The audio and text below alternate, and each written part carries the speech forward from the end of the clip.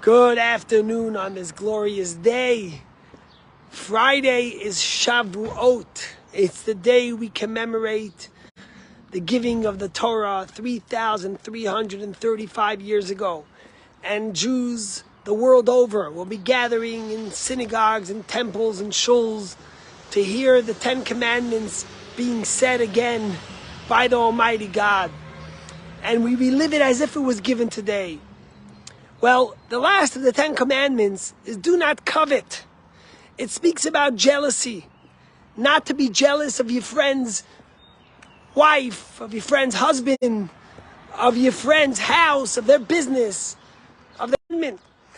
And the question is, why is it the last commandment? And of course, why does he first tell us not to be jealous of our friends' assets and blessings in their life, and then he goes into the general and everything your friend has. Don't covet their wife, their house, and everything. Either say the general or the details.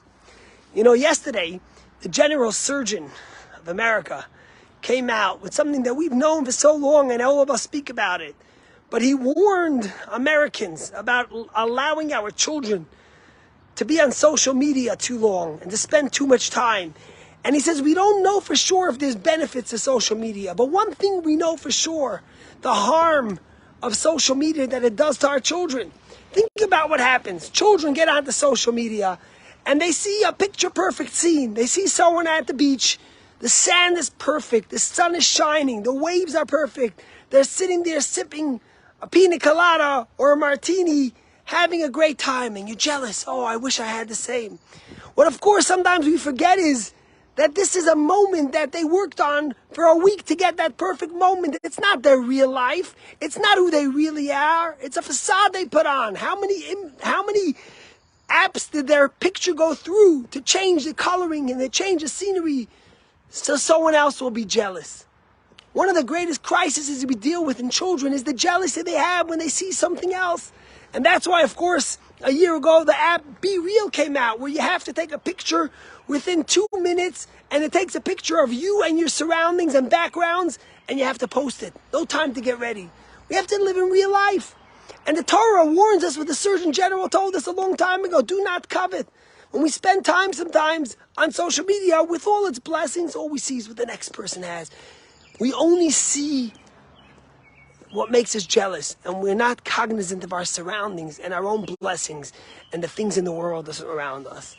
You know, in April, there was this remarkable story that happened in Michigan. It was at Carter Middle School, and it was bus 46, and the kids got onto the bus after school. And this one kid, Dylan Reeves, gets on the bus. And while they're driving on the bus driver starts having seizures. And he gets sick and loses control over the bus. And at that moment, video showed later from the camera that's on the bus, this young kid with his backpack, he's 11 years old, I think, jumps up to the bus, drops his backpack, grabs his foot, puts his foot on the brakes, grabs the brakes, pushes it into park, grabs and pushes it into park, and immediately takes control of the steering wheel. And as this kid became the hero, Dylan, and everyone was cheering him on, they wondered, why was he the only kid on the bus that got up? And you know what happened? They went and they interviewed the other children. And they found that this child was on his earpods listening to music. This kid was playing a game on his phone. This kid was looking on to someone else, was texting his friend. Everyone was on a tablet, a device, an iPad, a phone. And then they wondered, why wasn't this young Dylan Reeves, the hero, why wasn't he on his phone? And you know what they found out? That this 11-year-old kid, his parents were old school, and they didn't allow him to have his phone. And because he didn't have his phone, the child was able to see his surroundings. What a metaphor. What's the Torah teaching us? Sometimes we're on our phone, we're on social media, and all we see is what someone else has, and we're jealous and we covet. But we don't see the surroundings in our own life and the blessings around us. Sometimes we have to get off of our phones and get off of the apps that tell us what the next one has and focus on the things that surround us, the blessings in our life. And that's why the last of the 10 Commandments is do not covet. Because the Torah is telling us is like this, that when you covet, It's the root of all evil. Do not murder, do not kill, do not steal, do not give false bearing witness about your friend. All these things come from the fact that we covet what someone else has. Because all we see and think about is, why don't I have that? Instead of focusing like that kid, Dylan Reeves, was able to look around the surroundings and see the blessings in his life. And that made him a hero. And he was able to save everyone.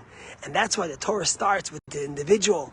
Do not covet your friend's home, their spouse, etc., etc., and then says everything to your friend.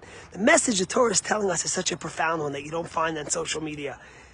Don't be jealous of someone else's home, someone else's vacation, unless you're ready to take everything they have. Because what you see is not what you get. You look at social media, you see an image, it's perfect, but that's not the real life someone has. Everyone has their challenges, everyone has their struggles. God gives us what we need. Instead of looking at what next one has and say, I want this, are you ready to take everything they have? No, be content with what God gave you. May God bless us to never covet that which others have, to always see the surroundings and blessings in our life, and to be able to focus on those around us and the good and the happiness for them and for us. God bless you and have a great day. And we hope to see you in Shul on Shavuot.